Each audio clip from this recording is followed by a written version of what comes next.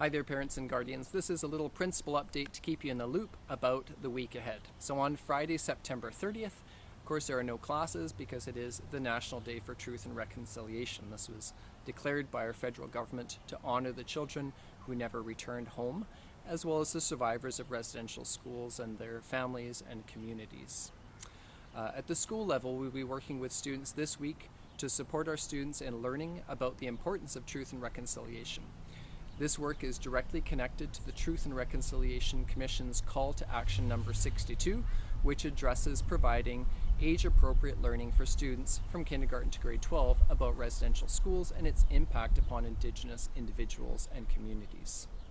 The Teacher Quality Standard in Alberta also calls for teachers to develop and apply foundational knowledge about First Nations, Métis, and Inuit for the benefit of all students. And this includes an understanding of the implications of residential schools and their legacy. Although recently our national attention has been focused on tragic stories out of places like Kamloops, and this summer the historic visit to the Four Nations at Musqueam by Pope Francis, it's important to recognize that residential schools operated here in the Edmonton area also. This is the Edmonton Indian Residential School, which opened in 1924 and accommodated 125 students and 12 staff. The school covered grades 1 to 8 and followed the half-day system with classes in the morning and vocational training in the afternoon. This consisted of farming and ranching for boys and housework for the girls. The site today is located just a short distance outside of Edmonton on Poundmaker Road in St. Albert. Now, in our work with students this week, we'll be using some fantastic children's literature that provides age-appropriate messaging about residential schools and reaffirms our commitment to making our schools a place where everyone is safe and respected, where everyone feels an authentic sense of belonging, and where we celebrate diverse cultures and heritage.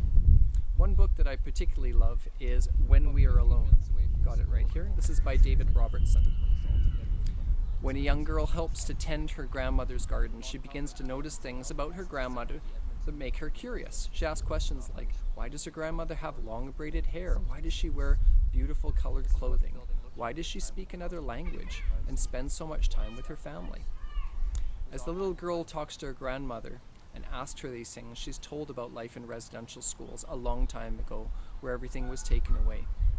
When We Are Alone is a story about a difficult time in history, and ultimately it is a story of empowerment and strength that is delivered in a way that resonates with a very young audience.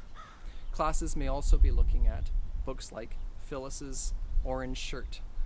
When Phyllis was a little girl, she was excited to go to residential school for the first time, and her granny bought her a bright orange shirt that she loved, and she wore it to school for her first day.